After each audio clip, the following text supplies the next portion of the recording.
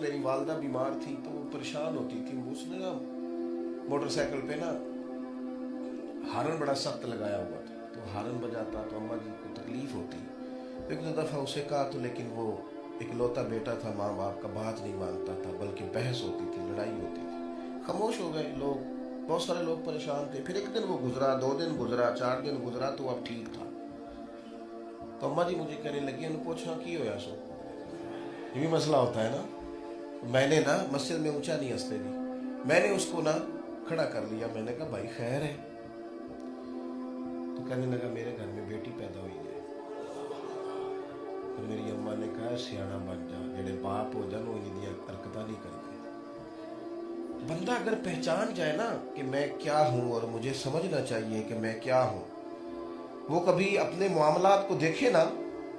مسلمان جب یہ سمجھ جائے نا میں مومن ہوں, میں مسلمان ہوں, میں رسول اللہ کا غلام ہوں, میں تو وہ ہوں کہ میں نیت کر لوں نیکی کی تو اللہ اجر عطا کر دیتا ہے. میں تو وہ ہوں جس کا چہرہ چمکے گا قیامت کے دن. میں وہ ہوں جسے امتوں میں پہلی صف میں کھڑا کیا جائے.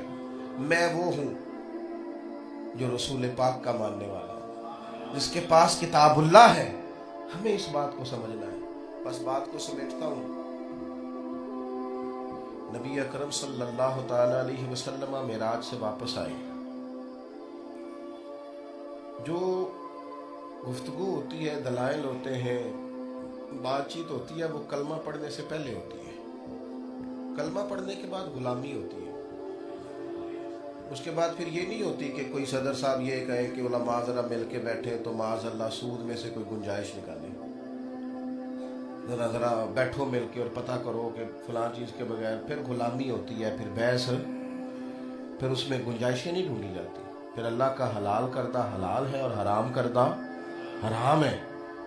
یہ جو جب آپ نے مان لیا, کلمہ پڑھ لیا, اچھا پھر اس میں یہ بھی نہیں ہوتا کہ آہستہ آہستہ جب ہم کلمہ پڑھتے ہیں تو پھر ساری شریعت ہم پر لاگو ہے, ساری. پھر یہ نہیں کہہ سکتے کہ میں بات تھوڑی سی شروع کر دی, یا فجر پڑھتا ہوں, سویرے اٹھتا ہوں, اب میں ذرا تھوڑے دنوں میں زور بھی شروع. پھر ایسے نہیں ہوتا. پھر آپ پر ساری شریعت ضروری ہے. کلمہ پڑھا ہے, مسلمان ہو گئے. اس سے پہلے آپ غور فکر کرتے. اب تو دین نے کہا آپ غلامی کریں, اور غلام کرتے بھی غلامی ہے. غلام بحث نہیں کرتے. اور یہ جو غیر مشروط اطاعت ہے یہ صرف نبی پاک کی ہے. باقی کسی پیر صاحب کی, علامہ صاحب کی, کسی کی بھی آپ پیروی کریں گے تو مشروط ہے. اگر وہ شریعت کے دائرے میں حکم دیں گے تو پیروی ہے, اور شریعت سے باہر جائیں گے تو ان کی پیروی. غیر مشروط فرما برداری صرف نبی کریم کی ہے, صرف نبی پاک کی. اور ایمان کیا ہے کہ جو حضور فرما دیں وہ مان لینا, جو نبی پاک فرما دیں اس کو تسلیم کر لینا, اس پر ابحاث نہ کھڑی کرنا. اور مزہ بھی زندگی کا اسی میں ہے. کیف بھی, ہمارے صوفیاء کہتے ہیں لذت ایمان بھی یوں ہی نصیب ہوتی ہے. حضرت سیدنا ابو بکر صدیق رضی اللہ تعالیٰ حضور معراج سے واپس آئے. تو اب یہ بڑا مشکل کام ہے. آج بھی ہم کہہ دیتے ہیں, لیکن خوش عقیدہ لوگوں میں بات کرتے ہیں نا. لیکن یہ واقعہ معراج ایک مشکل کام ہے نا. 18,000 سال کا سفر لکھا صوفیاء نے, اور حضور فرماتے ہیں کنڈی ہلتی رہی, پانی چلتا رہا, بستر گرم رہا, اور یہ طے کر کے محبوب آ گئے. اب یہ بڑا مشکل کام تھا. سویرے ہی سارے پریشان ہو گئے. جن لوگوں نے پریشان ہونا نہیں ہوتا, جو بیچارے ہر محفل کے بعد ہی پریشان ہوتے ہیں, ہر تقریر کے بعد ہی پریشان نہیں ہوتے مستقل بنیادوں پہ, وہ پریشان ہو گئے. انہوں نے کہا جی یہ کیسے ہو سکتا ہے, اور پھر انہوں نے وہ سوالات کھڑے بھی کیے. نبی کریم علیہ السلام سے آ کے کہنے لگے جی بتائیں مسجد اقصیٰ کے دروازے کتنے. اب میں یہاں آیا ہوں, یہاں سے میں جاؤں گا تو ہو سکتا ہے 1 گھنٹے کے بعد آپ مجھ سے پوچھیں کھڑکیاں کتنی ہیں, دروازے کتنی ہیں, محراب میں ٹائر, تو میں نہیں بتا سکوں گا. کہاں جس کام آئے تھے وہ کیا اور چلے گئے. 2 رکعتیں نماز پڑھائی, محبوب تشریف لے گئے. لیکن اللہ تعالیٰ نے محبوب کو غیب کے خزانوں کی کنجیاں دی ہیں. اور واقعہ معراج کو اس طرح ثابت کیا جا رہا ہے.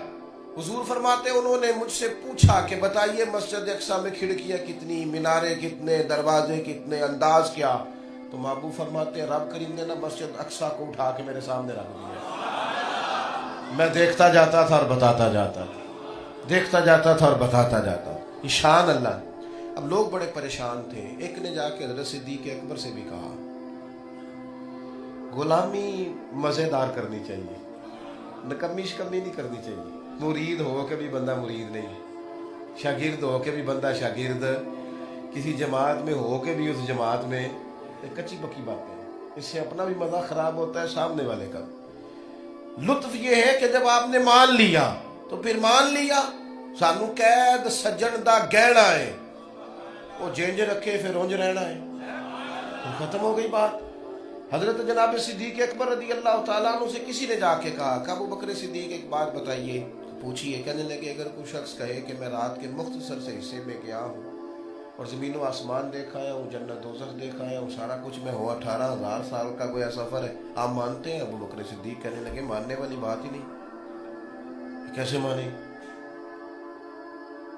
اس نے فوراً کہا، پھر آپ کے نبی کریم نے کہا ہے، یہ حضور نے فرمایا ہے. حضرت ابو بکر نے یہ نہیں کہا پتہ کرتا ہوں، معلومات کرتا ہوں حضور نے کیا کہا ہے، لفظوں کا حجم کیا ہے، بات کا پس منظر کیا ہے، حقیقت حال کیا ہے، میں غور کرتا ہوں، پتہ کرتا ہوں. نا سانو قید سجن دا گہنا ہے، او جینج رکھے ایسا اونج رہنا ہے. حضرت ابو بکر کہنے لگے حضور نے فرمایا ہے؟ کہاں؟ کہنے لگے پھر حق اور سچی فرمایا ہے. پھر بالکل ٹھیک کہا ہے اگر نبی پاک نے کہا ہے. حضور گئے بھی ہیں اور آئے بھی ہیں، اور یہ بات بالکل درست ہے. جب نبی پاک نے کہہ دیا تو ختم ہو گئی. یہ ہماری لکیر ہم نے کھینچ لی، ہم اس لکیر کے فقیر ہو گئے، جو کریم فرما دے. یہ وہ ذوق ہے زندگی میں. یہ دیکھیں نا، صحیح بخاری میں حدیث ہے، نبی پاک علیہ السلام نے ایک بات بیان کی، فرمایا ایک جگہ بیل بول پڑا ہے. بیل تو نہیں بولا کرتا. لوگ حیران ہو گئے. اس محفل میں نہ جناب صدیق اکبر تھے نہ حضرت عمر تھے. تو محبوب فرمانے لگے رب چاہے تو بیل بول سکتا ہے، اس پر میں بھی ایمان لاتا ہوں، ابو بکر بھی لاتے ہیں، عمر بھی لاتے ہیں. وہ موجود کوئی نہیں، دونوں موجود نہیں دونوں. لیکن حضور کیا بتانا چاہ رہے ہیں؟ فرمایا میں جو کہہ دوں گا وہ چپ کر کے مان جائیں گے. اس میں کوئی لیت و لالا کریں گے. یہ واقعہ معراج سے یہ والا سبق بھی پڑھو، جہاں حضور کی بات آ گئی، جہاں وہ کہا تھا نا عروہ بن مسعود نے کفار سے جا کے کہ مسلمان تو نبی پاک کا حکم ماننے میں جلدی کرتے تو دوڑ پڑتے ہیں، سبقت لے جانے کی کوشش کرتے ہیں. یہ ذوق جب طبیعت میں آ جاتا ہے، آپ یقین کریں مومن کو نا وہ لذت ایمان نصیب ہوتی ہے کہ وہ اسے کیف حاصل ہو جاتا ہے مومن ہونے کا. واقعہ معراج سے جو اسباق ہیں، اور سب سے ضروری بات یہ کہ حضور نماز لے کے تشریف لائے. حضرت مولا علی کہا کرتے تھے اللہ کرے جنت میں بھی نماز ہو، تاکہ لطف تو آئے نا. نماز کے بغیر مطلب کیسے؟ یقین کریں ترتیب نہیں پاتی، چیزیں مرتب نہیں ہوتی. لوگوں کا ٹائم ہوگا 3 بجے 4 بجے 5 بجے، مذہبی لوگوں کا کیا ٹائم ہے؟ زہر کے بعد، عصر سے پہلے، مغرب کے بعد، عشاء کے بعد. آپ کی پوری زندگی مرتب ہو جاتی ہے. اور نماز تھوڑی اہتمام سے پڑھی جائے، یعنی اچھا کر کے وضو کیا جائے، صحیح کر کے مصلی بچھایا جائے، جو چند سجدے کرنے ہیں ان میں تھوڑا سا نا ذوق ہو، مزاج ہو، اور پھر دعا مانگی جائے. کچھ دکھ بڑے ذاتی ہوتے ہیں، کسی سے نہیں کہے جاتے، اپنے آپ سے بھی نہیں بندہ کہہ سکتا. نجی اور ذاتی باتیں ہمیں دعا دی شریعت نے، جو کسی سے نہیں کہہ سکتے اپنے رب سے کہہ لو، اور خوب کہہ لو اور کھل کے کہہ لو. اللہ کے حضور دعا کرتا ہوں جو کہہ سکا ہوں مالک قبول فرمائے، ہماری حاضری کو قبولیت کا شرف عطا کرے. آخر دعوانا الحمدللہ.